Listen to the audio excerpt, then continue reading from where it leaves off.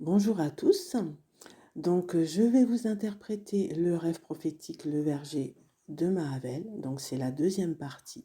Et je m'appuierai sur la parole de Dieu.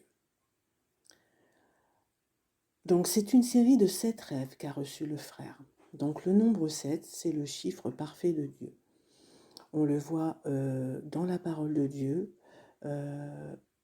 pour les 7 églises, les 7 esprits de Dieu, qui sont les pasteurs, les 7 étoiles dans Apocalypse chapitre 1 verset 20.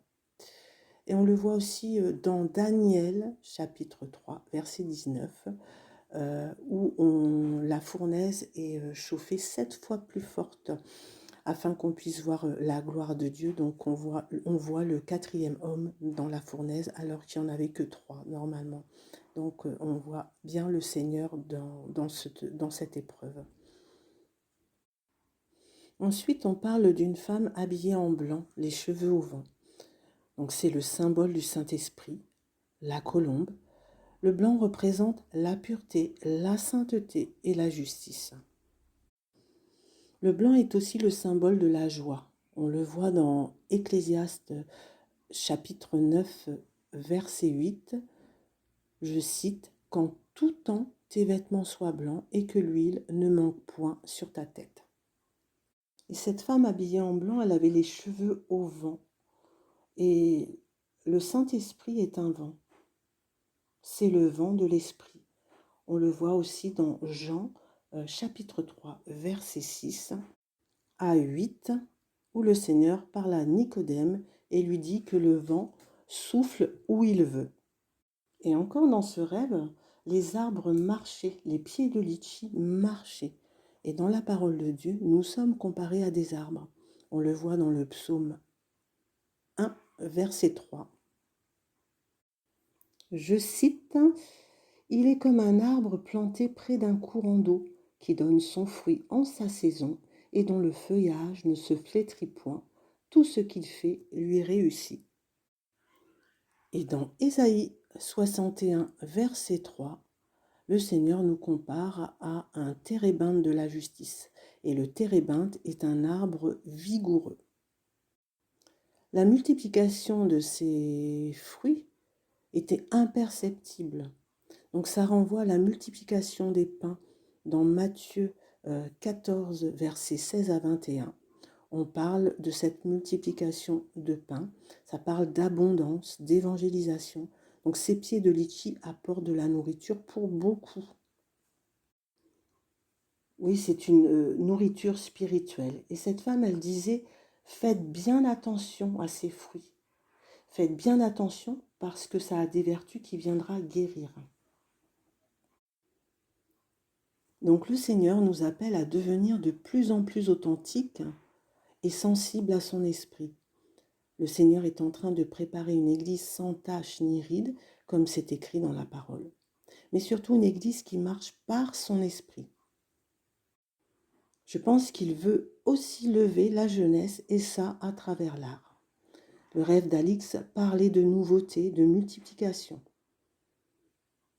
Cette nouveauté, c'est d'apporter l'évangile d'une façon différente de tout ce que l'on a connu depuis que l'évangile est prêché. Le Seigneur veut utiliser ses enfants à travers l'art pour parler de lui. Il va appeler des enfants, des jeunes, des hommes, des femmes et aussi des vieillards.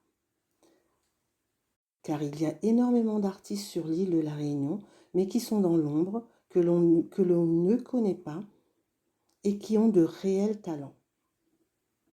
Ce rêve parle aussi des talents naturels que le Seigneur a donnés à son Église, à ses enfants.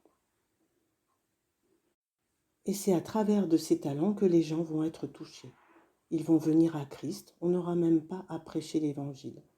Bien sûr que l'on va parler de lui, mais pas d'une façon frontale en donnant des versets bibliques. C'est vraiment le comportement et l'art qui est mis en avant, que verront les gens. Oui, c'est la créativité que le Seigneur a mis en chacun de nous. C'est cela qui va faire avancer l'Église. Et c'est ça qui va donner aux âmes qui sont perdues de revenir à lui, mais d'une façon simple. La jeunesse, les jeunes que le Seigneur appelle, Et nous, les plus âgés, la génération d'avant, nous sommes là pour accompagner la jeunesse, pour les guider d'une certaine façon. Tous ensemble, on forme l'Église, même les enfants. C'est le temps de se lever dans l'art, dans la création. Et on a déjà commencé avec le SLAS de l'océan Indien du 15 novembre 2025, où 78 exposants présentaient leur art. L'art, c'est très vaste, ça peut être de l'art floral, de la décoration, de la peinture prophétique, des poèmes, ça peut être des contes pour enfants, de la littérature jeunesse, des livres, les instruments de musique, les chants, les louanges inspirées. Il y a tellement de talents différents et uniques que le Seigneur a donné à chacun de ses enfants. C'est à nous, les artistes, les créatifs, d'apporter l'art du ciel sur la terre. Le Seigneur nous demande aussi de sortir des bâtiments et d'être dans sa création, dans sa nature, être à l'extérieur. On peut très bien apporter quelque chose à l'extérieur, une danse, un chant, élever nos bannières, parce qu'il y a des endroits magnifiques sur l'île de la Réunion. Il y a des endroits que nous ne connaissons pas. Et le Seigneur nous amène à être dans le mouvement. L'Esprit de Dieu n'est pas figé, il est toujours en mouvement. Donc le mouvement, ça parle de la danse, des gestes prophétiques, d'aller en avant. Il m'a mis aussi sur le cœur de se connaître, qui on est en Christ.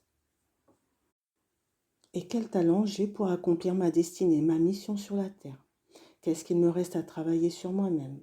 Que le Saint-Esprit vienne guérir ou transformer ce qui reste à changer en nous. Que notre esprit, notre âme et notre corps soient au Seigneur, que notre être entier soit au Seigneur. C'est un travail que chacun doit faire personnellement avec le Saint-Esprit.